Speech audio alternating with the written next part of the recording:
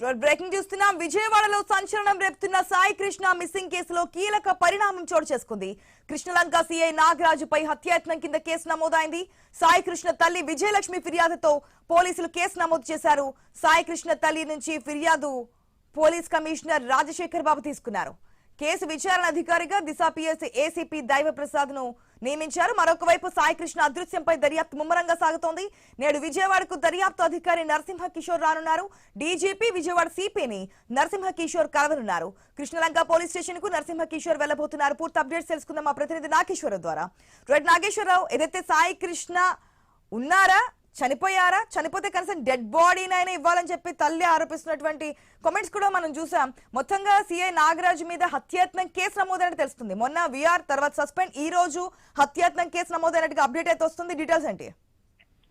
ఏదైతే విజయవాడలో సంచలనం అయితే రేపు ఈ యొక్క సాయి కృష్ణ సంబంధించిన మిస్సింగ్ వ్యవహారం ఇప్పుడు తీవ్ర చర్చనీయాంశం అయితే రాష్ట్ర వ్యాప్తంగా జరిగిన పరిస్థితి అయితే ఉంది. దీనికి సంబంధించి ఏదైతే సిఐ నాగరాజుపై వస్తున్న ఆరోపణల నేపథ్యంలో తన తల్లి ఏదైతే సాయి కృష్ణ తల్లి ఇచ్చిన కంప్లైంట్ ఆధారంగా అయితే సాయి కృష్ణపై అయితే సిఐ నాగరాజుపై అయితే హత్యాయత్నం కేసు కింద కేసు అయితే నమోదు చేశారు. అయితే సాయి కృష్ణ తల్లి విజయలక్ష్మి ఫిర్యాదుతో పోలీసులు ఈ కేసుకు సంబంధించి నమోదు చేశారు. అయితే సాయి కృష్ణ తల్లి నుంచి ఫిర్యాదు పోలీస్ కమిషనర్ తీసుకుంటాం జరిగింది. అయితే రాజశేఖర్ బాబు తీసుకున్నారు. అయితే కేసు విచారణ అధికారిగా దిశ పిఎస్ ఏసీపీ ఏదైతే దైవ ప్రసాద్ అయితే నియమించారు. అయితే ఆయన ఈ రోజు విజయవాడ కృష్ణలంక పోలీస్ స్టేషన్ కి కూడా వస్తున్నట్లుగా తెలుస్తుంది. మొత్తంగా ఏదైతే పోలీసులు గత నెల రోజుల నుంచి సాయి కృష్ణ మిస్సింగ్ కేసుగానే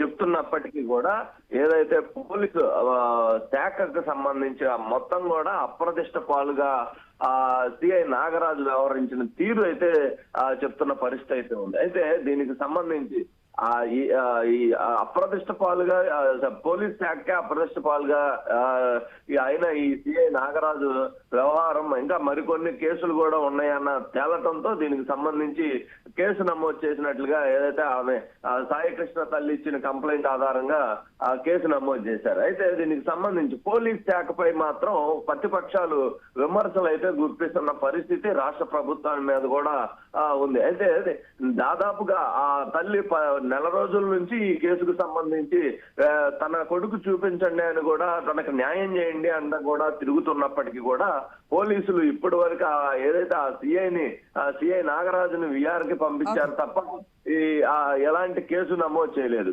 ఇప్పుడు ఏదైతే నిన్న ప్రతిపక్షాలు ఏదైతే సాయి కృష్ణ ఇంటికి వెళ్ళటం, సాయి కృష్ణ కుటుంబ సభ్యులను, వాళ్ళ అమ్మని, వాళ్ళకి సంబంధించిన కుటుంబ సభ్యులను పరామర్శించి అనేక విషయాలు వెలుగులోకి వచ్చినాయని కూడా పరామర్శించడంతో అనేక విషయాలు వెలుగులోకి వచ్చినాయని కూడా ప్రతిపక్షాలు చెప్పి మీడియా ముఖంగా ప్రెస్ మీట్లు చెప్పిన తర్వాత ఈ యొక్క కేసు నమోదు జరగటంపై కూడా ఏదైతే వైసీపీకి సంబంధించిన నేతలు కూడా దీనికి సంబంధించి ఈ కోణంలో చాలా ఇంకా తీసుకురావాల్సిందో సిఐ నాగరాజు.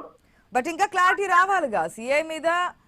మొన్న విఆర్ తర్వాత సస్పెండ్ చేశారు, బట్ ఇప్పుడు హత్యాయత్నం కేసు పెట్టారు. కానీ సాయి కృష్ణ ఎక్కడనే క్వశ్చన్ కి ఇప్పటికీ ఇంకా సమాధానం రావట్లేదు. మనతో పాటు thanks for the update Nageswara Rao. మనతో పాటు మాట్లాడడానికి వంగవీటి నరేంద్ర గారు ఉన్నారు, వైఎస్ఆర్సీపీ స్పోక్స్ పర్సన్.